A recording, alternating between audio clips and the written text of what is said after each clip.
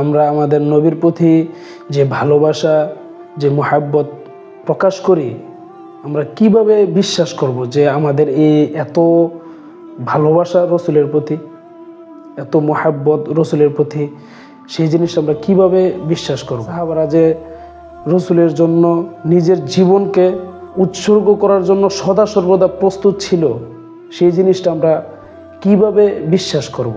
এটার ভিতরে অনেকের সন্দেহ থাকতে পারে যে সাহাবারা এত ভালোবাসতেন, কোটি কোটি টাকা সম্পত্তি রসুলের নামে উৎসর্গ করে দিত।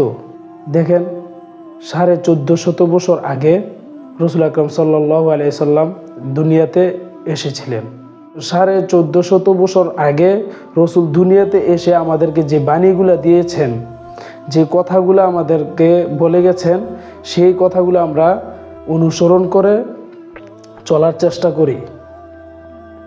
দেখেন, রসুলের বিরুদ্ধে যারা কথা বলে বা রসুলকে নিয়ে যারা ব্যঙ্গ করে, আমরা এখন বর্তমানে যারা দুনিয়াতে আছি তারা কিন্তু রসুলকে দেখেননি, তারপরও রসুলের জন্য জীবন দিতে প্রস্তুত হয়ে যায়।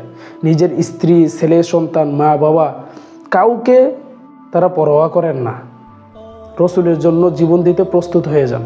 দেখেন, এই দিকে লক্ষ্য করলে আমরা বুঝতে পারবো যে সাহাবারা কতটুকু রসুলকে মোহাব্বত করতেন, ভালোবাসতেন।